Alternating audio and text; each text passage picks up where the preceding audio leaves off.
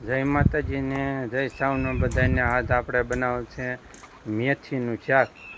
તો કન્ટિન્યુ વિડીયોમાં બન્યા રહીજો. હવે આપણે ગેસ જગવી દીધો છે અને આપણે મેથી બાફવા માટે પાણી મૂકી દીધું છે. આ રીતનું એટલું પાણી લેવાનું મેથી બાફવા માટે. હવે આપણે પાણીને ઉકળવા દેવું.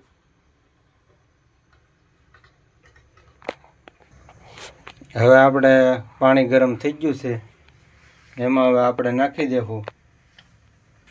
હવે એમાં આપણે મેથી નાખી દેવું. હવે આપણે મેથી બાફા મૂકી દીધી છે. હવે એમાં નાખી દેવું મીઠું, આપણે જરૂર પૂરતી નાખવાનું. અને આ રીતની ગેસ કરી નાખવાનું. મીડિયમ ગેસ ઉપર આપણે મેથીને બાફવાની, બહુ હાઈ નહીં રાખવાનો. લો ટુ મીડિયમ ગેસ આપણે રાખવાનો.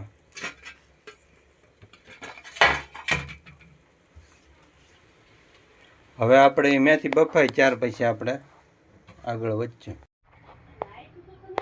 હવે આપણે મેથી બફાઈ ગઈ છે, આ રીતની બાફી નાખવાની.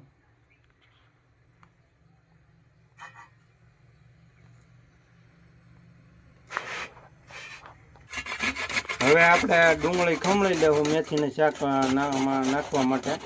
આ રીતની ખમણી લેવાની, ખમણીથી.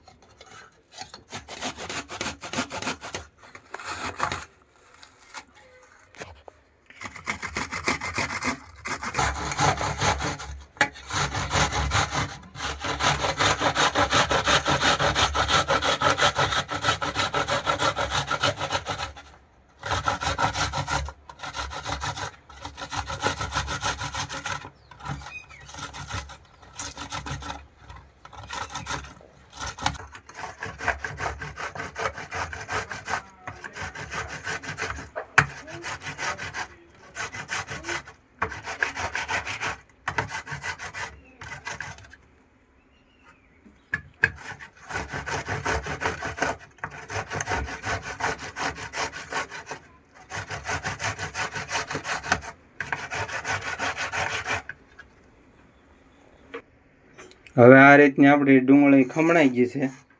આવી રીતની ડુંગળી ટમેટું ખમણી નાખવાનું. હવે આપણે મેથીમાંથી, આ મેથીનું એક સિક્રેટ છે.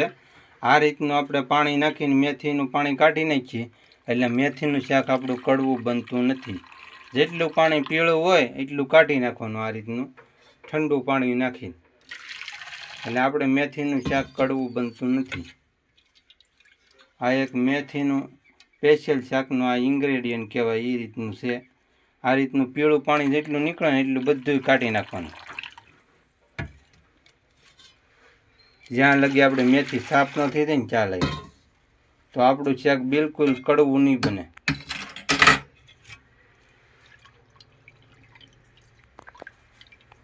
આ રીતનું પાણી નાખીને હલાવી નાખવાનું. આ રીતનું પીળું બધું પાણી કાઢી નાખવાનું.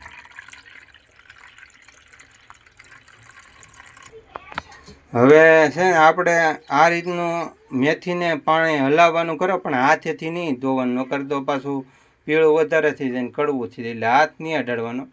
આ રીતનું હલાવીને પીળું પાણી બધું મેથીનું કાઢી નાખવાનું.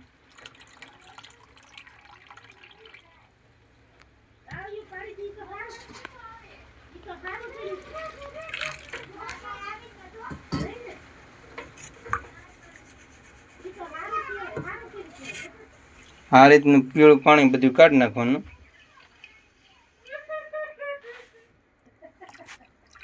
હવે આપણે તેલ નાખી દેવું. આપણું તેલ ગરમ થાય ત્યાં લગી ઘડી ખમીએ, પછી આપણે મેથીના શાકનો વઘાર કરશું. આ રીતનું તેલ નાખી દેવાનું અને તેલને ગરમ થવા દેવાનું. હવે આપણું તેલ ગરમ થઈ ગયું છે. હવે એમાં આપણે સૌપ્રથમ પહેલાં નાખી દેવું લસણની કળી.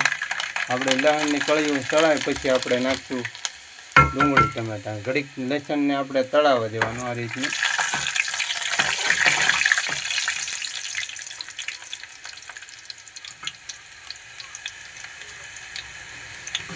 અને મેથીના શાકમાં હંમેશા લસણ નાખવાનું, કારણ કે લસણથી વધારે સ્વાદ આવે છે મેથીની શાકનો.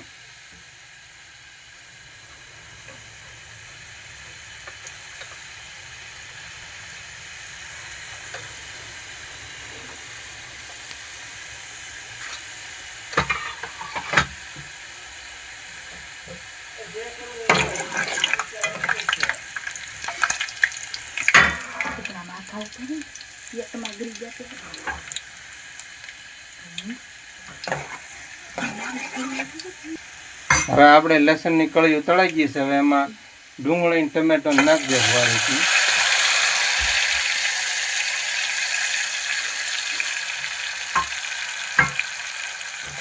હવે આ ડુંગળી ટમેટાની ગ્રેવી આપણે પાકવા દેવું.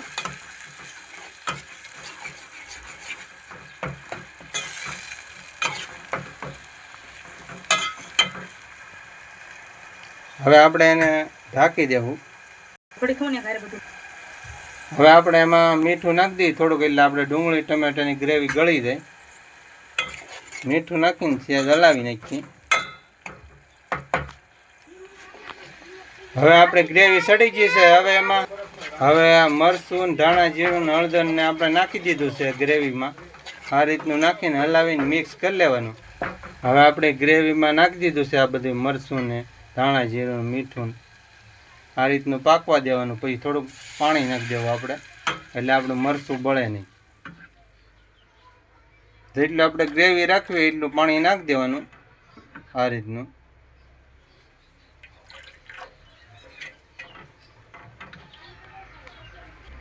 હવે એમાં આપણે નાખી દેવું કોથમરી.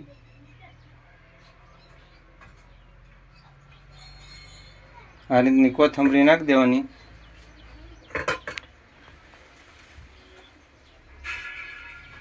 હવે આપણે થોડીક ખાંડ નાખી દેવું એમાં.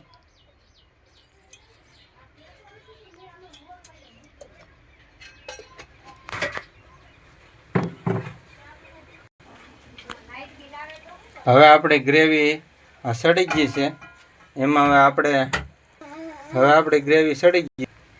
હવે આપણું આંધણ ઉકળી ગયું છે. એમાં નાખી દેવું આપણે આ મેથી.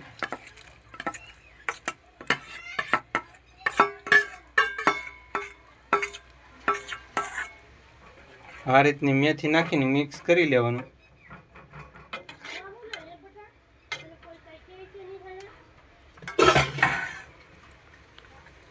ઘડીક આપણે સડવા દેવું.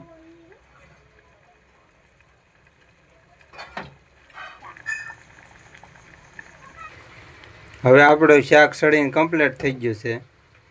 આ રીતનું આપણું શાક છે, જોઈ શકો છો તમે. મસ્ત મજાનું મેથીનું શાક આ રીતનું કમ્પ્લીટ થઈ ગયેલું છે, જોઈ લો.